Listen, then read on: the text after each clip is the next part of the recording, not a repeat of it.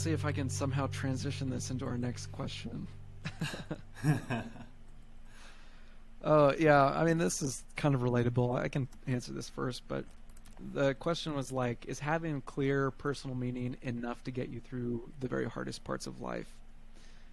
And as I was writing that, I'm like, that's too black and white of a question because it's not like personal meaning removes challenges from life, and there will definitely be moments where life gets so hard that it stops you in your tracks.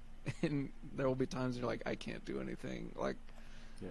I think that's just human. So maybe that's too black and white of a question, but yeah, I would say personal meaning and the personal meaning that I gained from my experience recently has not removed challenges from my life, but what it has done is provided motivation and giving me hope in my future that doors will open. I'll have other opportunities to help other people. So yeah, I would say it does help you get through the hardest parts of life, even if those hardest parts slow you down a lot. Still having an underlying meaning or reminding yourself of what your meaning is can motivate you to keep going.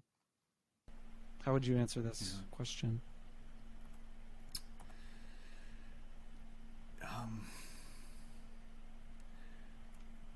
yeah. I mean, the yeah, it's a tough question, right? With the is it enough to live with personal meaning? Um, I would say that I guess the reason I'm hesitating is because is it enough? Right. It's a very personal thing of is this going to be enough for an individual person, because maybe they have all kinds of stuff going on to where it's Right. not enough for them. But yeah, I think ultimately, if I were to think about this question in a way of like, are you are you pursuing, are you living life in a good way when you have personal meaning, and you know without extenuating circumstances, should that be enough? Yeah, I think so. Like I'll bring it back to Viktor Frankl again. I really love his Man's Search for Meaning book, and he talks about the concept of logotherapy, where it's providing therapy to people in such a way that you're helping them realize that they have a meaning, something that that makes it worth it for them to live. So he gives several examples of people who would come into his office and they would say, I feel like life is meaningless. He gives one example of a guy who comes in and says, my life feels so meaningless ever since my wife died.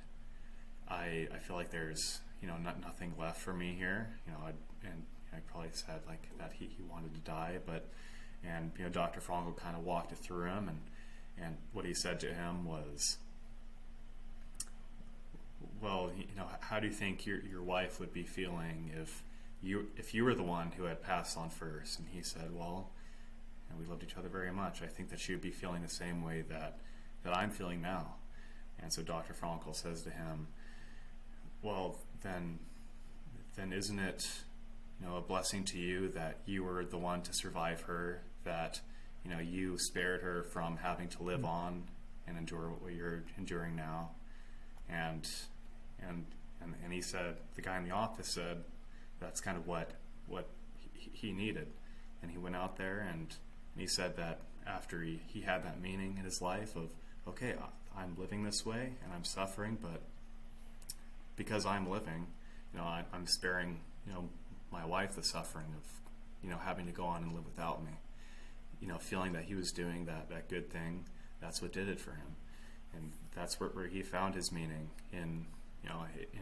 he found his meaning in his very suffering, which is kind of poetic and a beautiful thing. But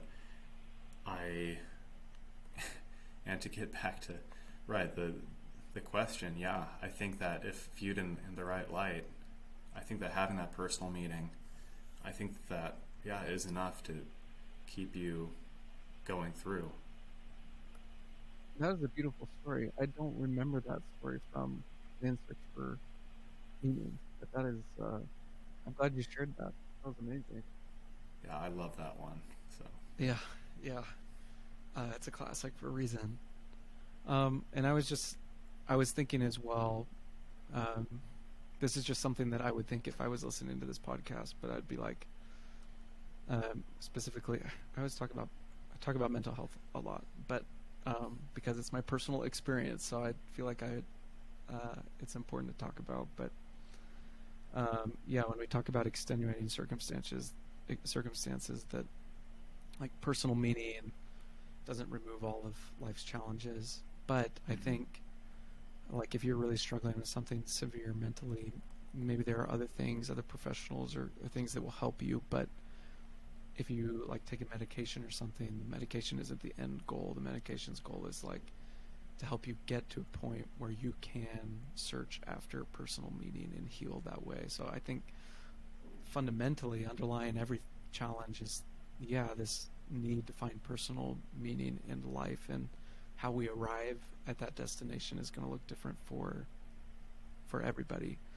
So I think what I'm trying to say is it's just saying like go out and find personal meaning and all your problems will, like, you'll be okay.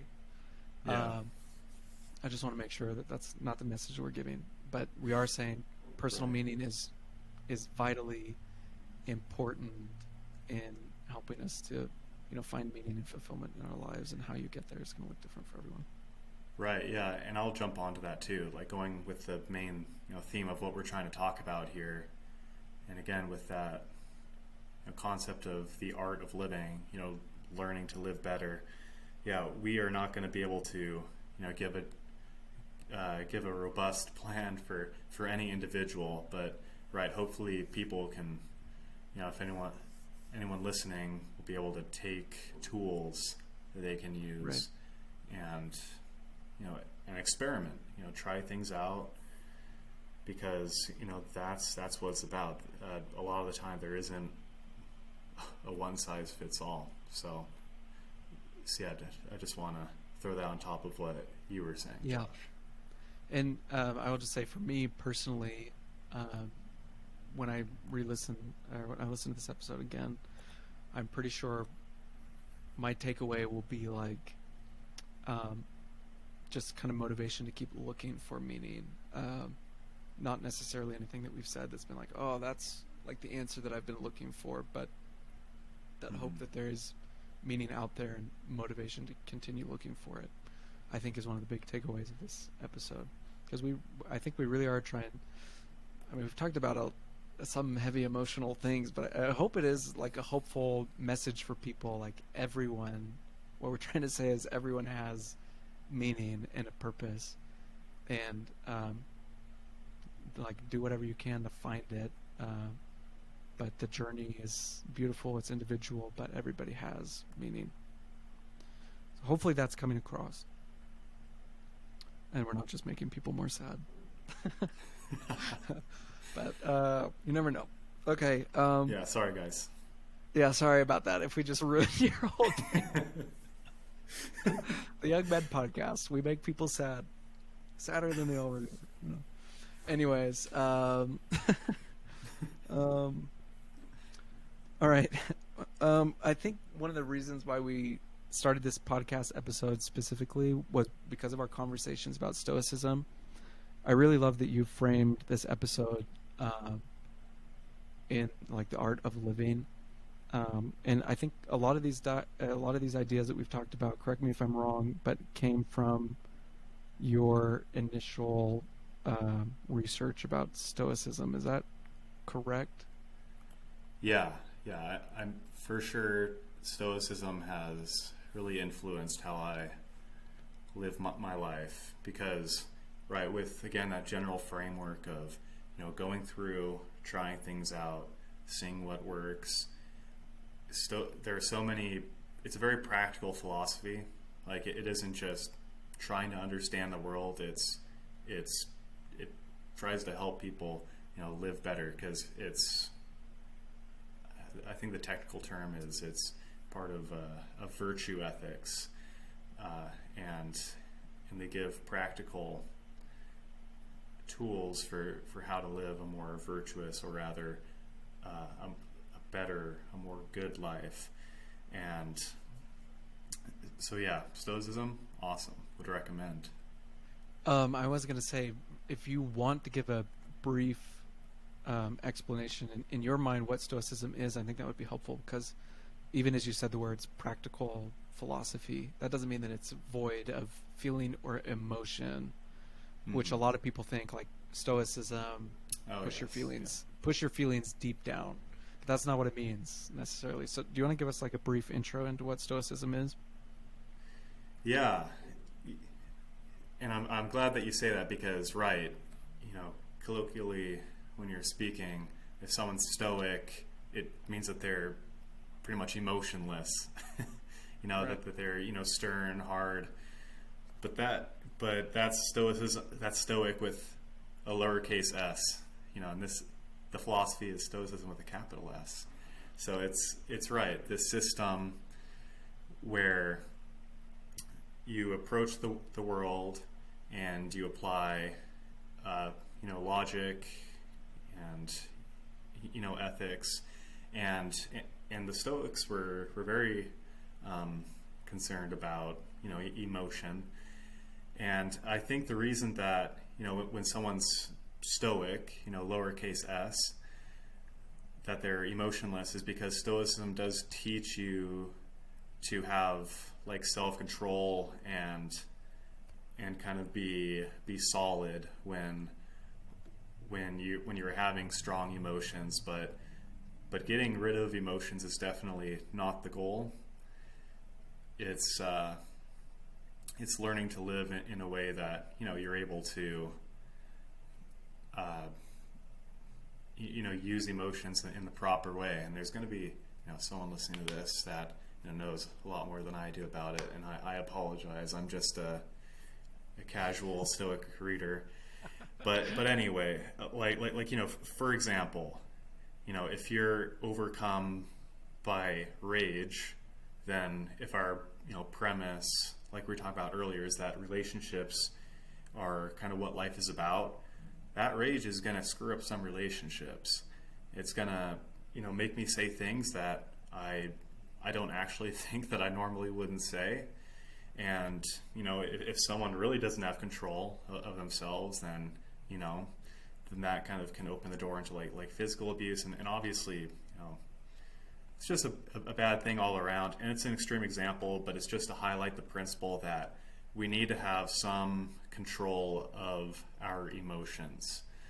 And and uh, and like another Stoic principle is like not suffering needlessly, or suffering twice. Like if you're anticipating something that might happen that's going to really hurt you, maybe you're worried about a deadline and about bad feedback that you get from someone, and it's like you can account for that beforehand and try to work to try to mitigate or negate, if you can, that reaction from the other person. But worrying about it, not only is it not helping, but it's probably making things worse. You're not only are you suffering, you're stressing yourself out, like, oh my gosh, I'm so worried about this, but also you might be taking away from your ability to think clearly and focus on the task at hand to make it better. So it gives, if you read the Stoics, they give different tools. There's like one that I've really liked. It's like a bird's eye view kind of thing, where if you're feeling really emotional, you picture yourself, you kind of remove your mental eye from yourself. Like maybe you go and picture yourself, you're like up above and you're looking down on the room, and you see yourself from there. It just changes your perspective. It removes you from your emotional state, and helps you to view things objectively, which is important when approaching life, to view things as objectively as you can. So, and again, getting back to the overall view of it, Stoicism is focused on helping you live virtuously, living a good life, and it's focused on helping you, control your emotions. Basically, is what I would boil it down to a lot. Being able to control yourself. Yeah. The book that you recommended to me to read that I've gotten halfway through, but How to Think Like a Roman Emperor, does a pretty good job of summarizing what Stoicism is, and then giving like practical examples and applications and stuff. Um, and when I was reading it, I was thinking about value aligned therapy that I've done, and it was pretty cool to me to see that this philosophy that's been around for thousands of years um, has modern day tie-ins. So maybe I'm going to try and explain it from what I understand, but from like a modern day therapy standpoint. But I would say Stoicism is most closely related to ACT therapy, which is value aligned therapy. Essentially, it's like regardless of what you're feeling in the moment, you will have the ability in the practice to choose to act in accordance with your values, regardless of what your emotions are telling you to do. So it's not discounting your emotions, it's just choosing to live in line with what you said, virtue or values or your meaning, regardless of the circumstances. There was one example in the book that you recommended that I thought was really cool, but there was a Stoic who was on a boat and they were in a storm, right? And the storm was really bad. Everybody else, their emotions overcame them. They were like panicking and they were afraid of death, all of these terrible things that were going to happen to them. And I think that a couple of the people like jumped overboard in the storm or something and were drowned. Whereas a Stoic who was aboard the ship, he recognized his feelings. He like accounted for fear and anxiety, and he's like, okay, yeah, I'm feeling fear and anxiety, but regardless of what I'm feeling, I've practiced, so I'm going to just act in a way that would be helpful instead of emotional. Mm-hmm. And so I think he like helped the crewmates on board keep the ship upright. But because he was able to distance himself from his emotions and act in accordance with his values, he had more fulfillment, I guess, or did something better than, yeah. Anyways, hopefully that story paints a decent example of what it's like. What you were saying, having that bird's eye view of a situation and then choosing to act rationally. Right. And also, that's a really good story, too. And that story highlights something else, if I'm remembering it correctly. Like, the guy in the story, like, he was still pale and, like, he was frozen with fear a lot. So he was panicking a bit just like everyone else. But unlike everyone else, he wasn't, he wasn't, like, crying, like, fearing his death. So because I do want to highlight that's still natural to like have those emotions, right. But like Stoicism also like teaches you how to deal with them. So like you were saying, he's able to live in line with his values. Like he wasn't crying out or lamenting death as something, that he was. He basically wasn't sobbing like everyone else. And he was just like. Well, while he felt that fear, he was also ready to, accept death if that's what it came to. Right. So Stoicism is not the removal of painful emotions because that's impossible. But yeah, it's value or virtue aligned living. So modern day application, I guess.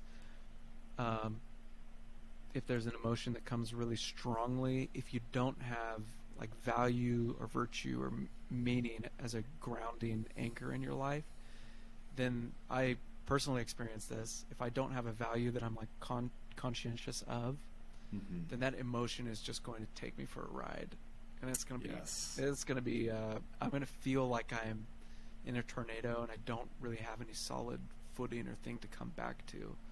But when I have a value that I'm like, that is important to me, like generosity or kindness or like something that's focused on other people, like that is really important to me, okay, well, this emotion comes, it's really intense, but I can experience that emotion, but still come back to my value and choose to be kind to other people, even though this difficult emotion is in my life.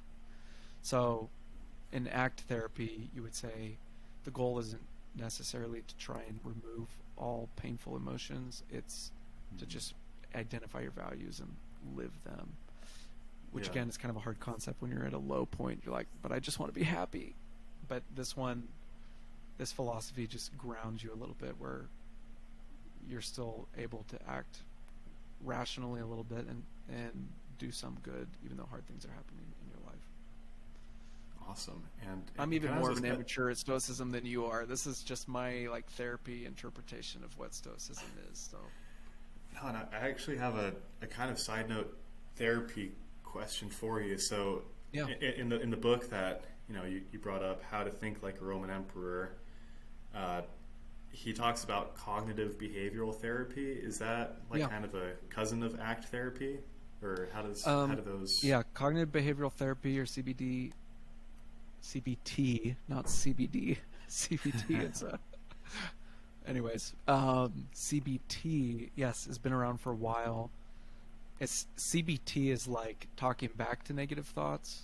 Hmm. So it's kind of the idea of separating yourself from emotional thoughts that are kind of ruling your world. I would say Okay. ACT is kind of a newer version of that, where instead of just talking back to negative thoughts, you actually have identified values, specific values that you've identified and are choosing to live. Whereas CBT is more like, oh, I recognize that thought, and that's a pretty irrational thought.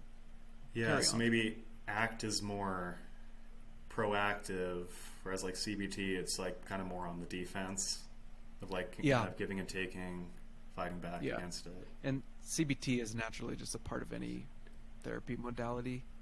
Yeah. Like every therapist will recommend talking back to, or at least when you look at taking a look at your thoughts that you're having and being like, is that really a rational thought? But yeah, That makes sense. isn't that cool? The modern tie-ins to this ancient philosophy. I think it's awesome. Yeah. Good ideas, no matter how old. Yeah. Yeah. Um. How we're able to kind of scientifically uh,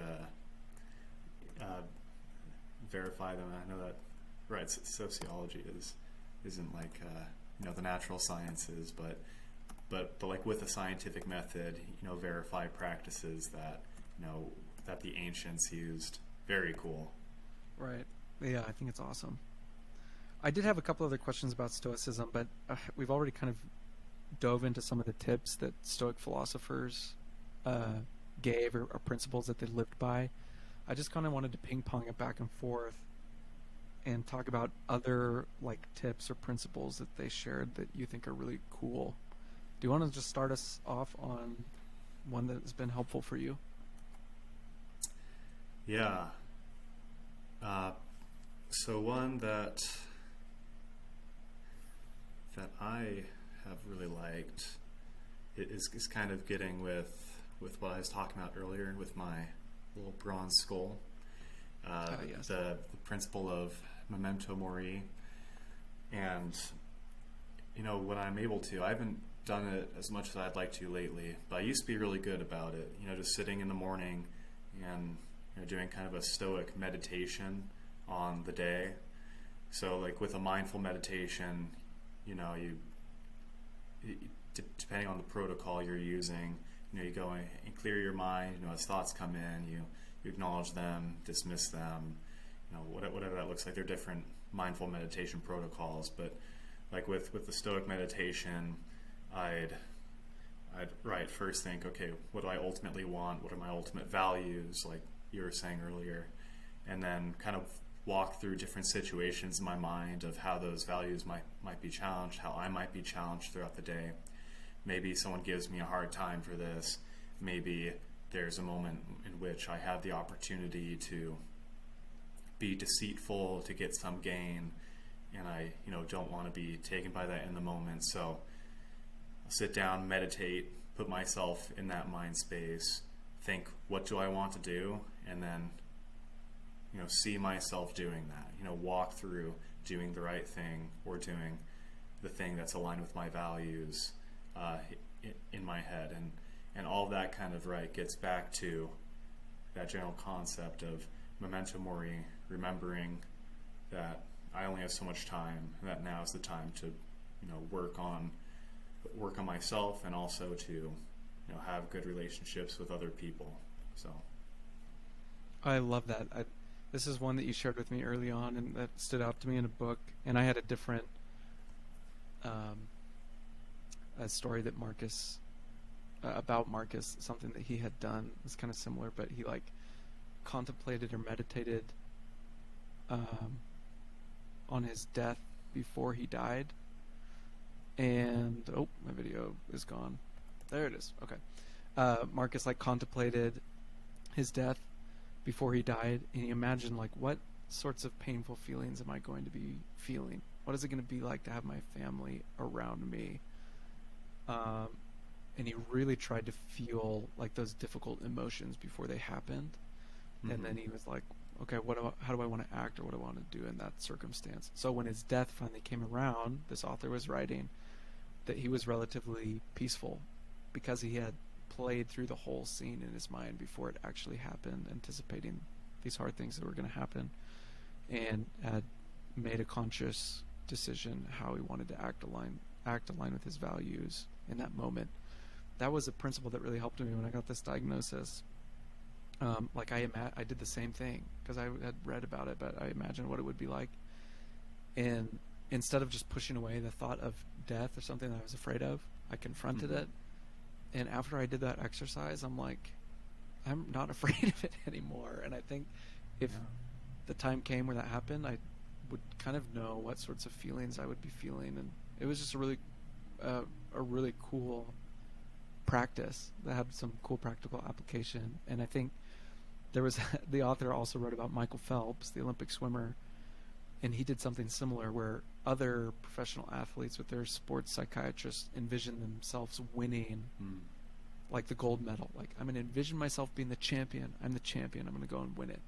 Michael Phelps worked on that, but he also worked on kind of this stoic meditation where he's like, I'm going to imagine if something goes terribly wrong in one of my races, or I experience this difficult feeling, what am I going to do then? And he prepared for the more difficult part of the meet. And he had this one race where his goggles fell off, but because it was something Classic. that he had, because it was something that he had envisioned previously, and he had specifically worked on swimming blind, he still won that race and won a world record because of that meditation that he had done. I thought that was a really Crazy. cool story. So. Yeah. One of the other concepts that I really like is... Well, I think we should stop and highlight that Stoicism will make you an Olympian. I think that's our takeaway there before we move on. Marcus Aurelius was also a professional athlete, emperor. His butterfly, incredible. His butterfly was great. His discus, I think he threw it over Mount Vesuvius. No, okay. Easy. Yeah. Another thing, a principle that I thought was cool, Marcus talked a lot about the transience of things. I wondered if you had any thoughts on that, if that's been a helpful principle for you. Yeah, so it's been a while since I've read it. Could you say a couple more things on that? Just recognizing that things are fleeting, right? Good and bad.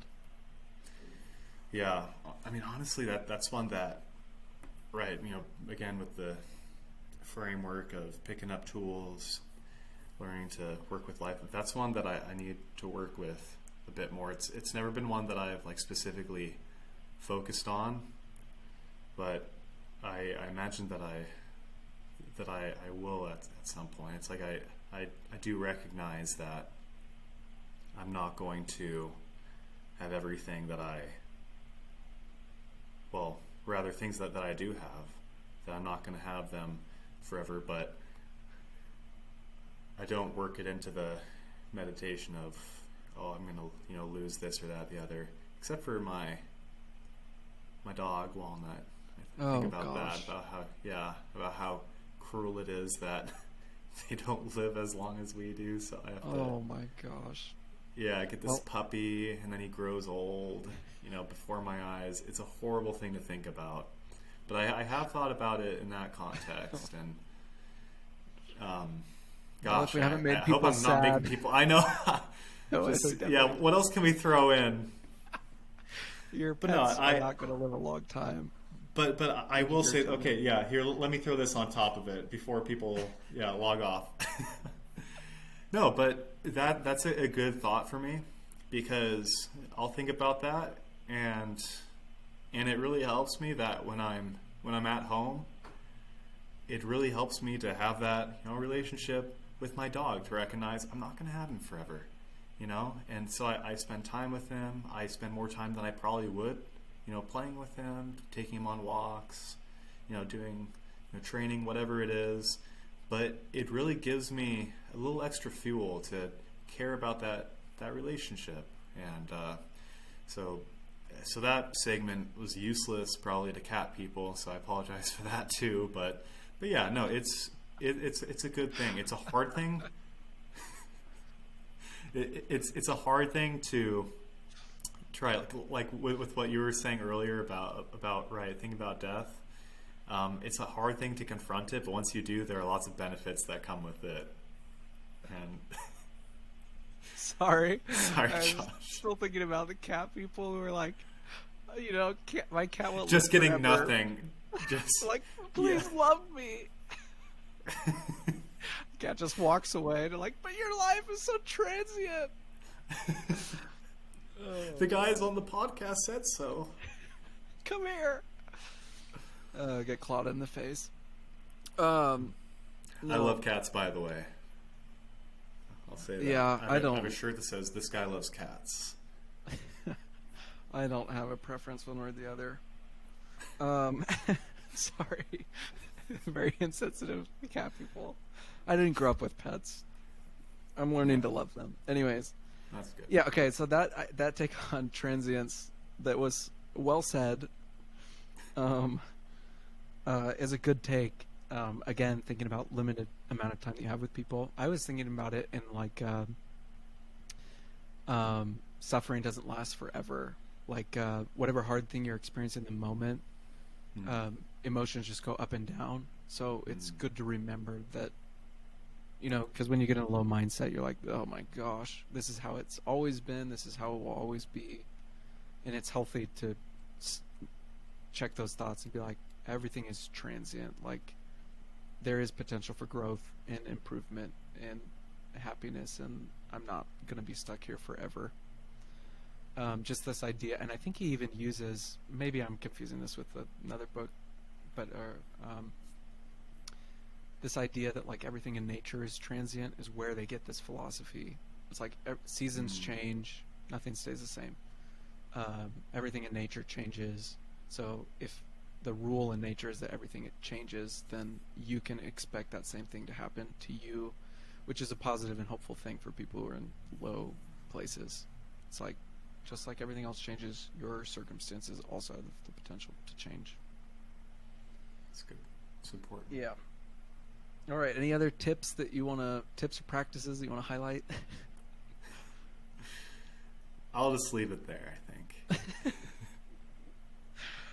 Okay. I just have one more. I'll try and be brief. But they talked about how Stoics talked about how things. Let's see.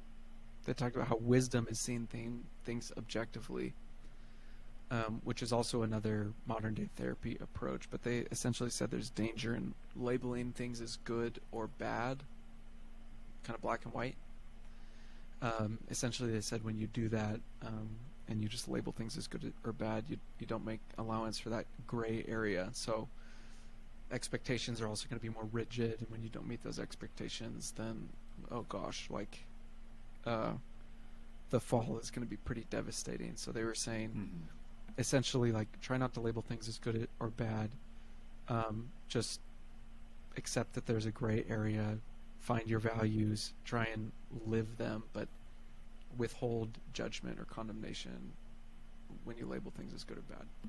Right. Yeah, and try to be objective when you're approaching it. Don't let that emotional side come in and sway you such that that's like, okay, right, like you're saying, like, this is good, this is bad, this is the other.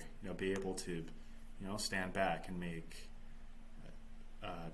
as reasoned an assessment as possible. Right, which also ties into like childhood experience. Like you learn things were one way, right? And this kind of Mm-hmm. goes back to finding your personal meaning. Um, it's a really cool thing to be able to um, work through that gray area when you're on your own for the first time and kind of set your own standards and boundaries and just learn how to trust yourself instead of just basing everything you do off of what other people say. And so I think that was a really cool principle. Yeah, I think that's all that I wanted to share. But um, I guess I don't really feel like we need to go back to the other question. I was going to ask. I was just going to ask, like, how has Stoicism changed the way that you see yourself or your journey through life? I don't feel like I need to answer that, but do you have any thoughts on that one that you've prepared that you want to bless us with? Wow. Um, yeah, with those ones, I don't know. I feel like we covered the viewing others. Kind of more Yeah. viewing others as kind of, you know, just end in themselves instead of just people that happen to be, going through this life with us. But with the way that makes me view myself, Yeah. I don't know. I think it gives me a greater sense of responsibility and gives me greater direction, and kind of, because Stoicism is so practical and gives guidance on how to make improvements.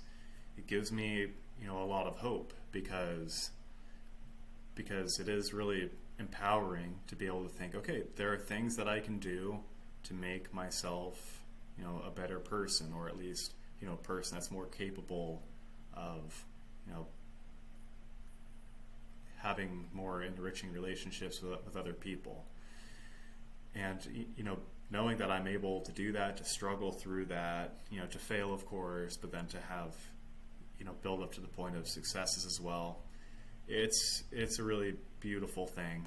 And, that struggle that we were talking about earlier, that's, I don't know, for me right now, that's what it's about. Making that happen, working through things, becoming better. So that's how it helps me view myself, I guess. I am so sorry I almost skipped that question because that was a great answer. I love that word. Well, I don't. In any other context, the word responsibility, I'd be like, ugh. But no. But in this context, having a sense of responsibility, like time is limited. What can I do to make myself a better person or find meaning or value? That sense of responsibility, I think, is really healthy and really motivating. So I love the way that you explained that. I think that's awesome. Let's get into final thoughts here. Let's wrap up this episode with some final thoughts. I'm going to go first, and then I'm going to let you take it away. I guess my final thoughts, I'm going to kind of look at my notes here, but yeah, just a reiteration of kind of something that I've already said, but by nature of this life, we're learning to redefine our assumptions of what makes life meaningful and fulfilling. And I think that with time and practice, all of us will grow in our wisdom or how we view life objectively, and we will learn, again, with time, practice, experience, how to respond rationally. And that is a beautiful concept to me, that I'm not going to repeatedly make the same mistakes. Like, just by nature of experience, I will learn and grow. And even if we continue to have questions about life's meaning, questions about any other sorts of things, we can know that we're going to grow and become uh, more grounded individuals in our values. And I'm hoping that with practice, um, that value aligned living just becomes like the bedrock of my life, that I'm so comfortable turning to it that I just know who I am and how I want to act around other people, and I don't let any other extenuating circumstances change that. Like I don't want job, I don't want stresses of life. I don't want that to get in the way of me being a good person for other people, for example, or I don't want that to get in the way of another one of my values is like knowledge or learning. I don't want stresses of life to get in the way of me continuing to learn. So anyways, I think just having that as a solid foundation is a really, it's a beautiful concept. So, and I was also thinking religiously for members of the Church of Jesus Christ of Latter-day Saints, just a little insight I had as I was preparing for this. We believe that Satan, the adversary, it's kind of interesting that he pledges like immediate relief or happiness. And he is like, I just want to distract you from the suffering that's happening. And he kind of masks everything that he is trying to get us to do in this context of like happiness, when in reality long term thinking just about ourselves and trying to distract ourselves, that doesn't really lead to growth. It doesn't lead to becoming better for other people. It kind of takes us away from like core value and meaning. And I think that's interesting in contrast how God, Father in heaven, has this long-term growth mindset where he kind of uses challenges as a way to inspire meaning seeking and to inspire growth. And it's not like he's saying suffering is the end all in life. I don't think God's like, yes, suffer. Like, suffering is the purpose. I think, no, I think he just uses challenging circumstances that happen anyways in life as a way to direct us towards finding meaning, with the ultimate goal of helping us to become the best versions of ourselves, because he knows in that confidence in our values and who we are, our heritage, how we can help other people. I think he knows that in that confidence we can find the most fulfillment and happiness. And it's a longer term growth mindset. I think is how we would describe that. But religiously, I think it's interesting how Stoicism and value-aligned living work in our theology. Those are my final thoughts. So go ahead, take it away. What are yours? Okay. Yeah, I guess my final thoughts, I mean, just, thinking more about, just as almost a recap, I'm just thinking about the importance of kind of having a big picture view, because happiness does play a useful role. It's a desirable thing. It's something that it's definitely okay to seek out, but like there's just such a richer offering that life has to make, which is right, like you're saying, growing and improving in such a way that you're aiming to achieve certain virtuous characteristics, seeking to become someone, and seeking to become someone good, and then going on to bless the lives and help out in the lives of other people with that, whatever you've built. So going through implementing tools, gathering it, and using those tools both to understand the meaning to work towards, whether that's following successfully adhering to a religious faith, whether it's just helping out people in your community, helping out with some other cause, whatever that looks like, just improving your relationships with people on a one-to-one, just face value, or face-to-face kind of thing, figuring out how to inform that and then how to achieve those ends and how to be able to function doing that, be able to have the happiness that you need, the other resources that you need, whatever it is, just seeing that big picture. And like you said, just remembering to have like a growth mindset, to be able to keep working towards things and not get discouraged when it's not going as you hope it would, being comfortable with messing up and learning. Yeah, I mean, that's a quick throwing it all together in a bucket for me. So that's my final thought. Beautiful. Josh, I really enjoyed this conversation, and I think it speaks to the experience that you've shared, the quality of the topic. I really felt like we were having a genuine conversation, even though we're sitting here with all this podcast set up and stuff, and it was helpful for me, and I think it's going to be one that I listen to again. And I appreciate your wisdom and life experience, that you've gone through some difficult things, but I look at you and I'm amazed at how much you've grown and stuff. So thank you for coming on and having this chat with me. Hey, and likewise to you, man. I'm grateful for you, and I'm grateful that we got to chat here. You're the man. You're the man. Josh squared. Oh, well, this concludes our episode of the Young Men podcast, and we hope to have other conversations like this in the future. Josh, I was just talking to Christian and Connor. I think we want to do a podcast on suffering and trying to understand suffering. Yeah.